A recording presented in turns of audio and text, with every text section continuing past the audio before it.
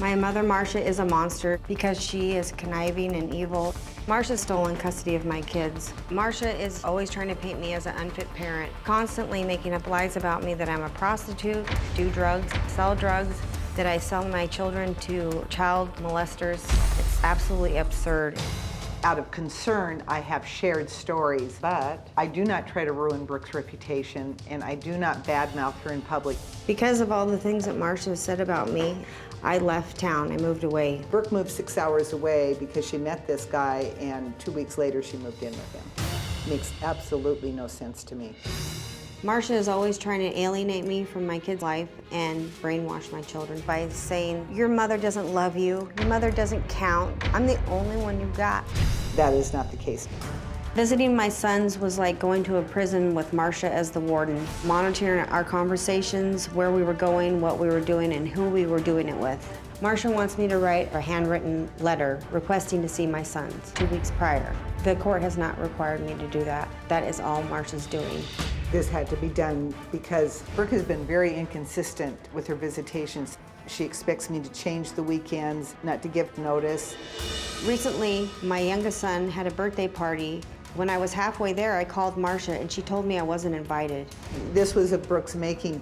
She was going to be there. Then she said she wasn't going to be there, so I told her no. Marcia's a narcissist and she's on a crusade to ruin my life. Well, Marcia says she had no choice but to save her grandsons from the abuse she says they were suffering.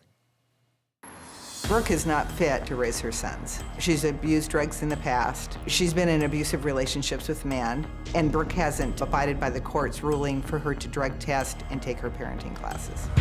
In 2009, I suspected they were being abused, and that's when I stepped in. We could never prove the allegations, but Brooke had abandoned the boys in an unsafe environment where there were drugs being sold.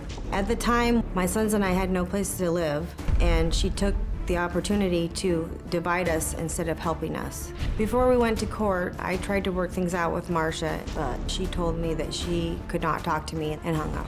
In 2009, I was able to get temporary custody of my 2 grandsons. Brooke had to do random drug testing, parenting classes, see a psychotherapist. 2 years after Marcia had temporary custody, we had a 3-day trial, and the judge ordered that I got custody of my sons. Well, that victory by Brooke was short-lived. It wasn't long before Marcia says she was actually awarded custody. It's Brooke's fault that I have permanent custody of her 2 boys. Brooke had to show the courts that she could be a fit mother, and she did not do that. I had no intentions of continuing to do drug screening and counseling because I had no more money and I had already proved myself for 5 months. When my attorney called me and said I had to give my children back to Marcia or I would be arrested for kidnapping, I thought, this can't be right. My sons were in the car and they heard and they cried and said, we don't want to go back there. It was the worst feeling ever. Marcia did not try to get custody of my kids because she felt they were in danger.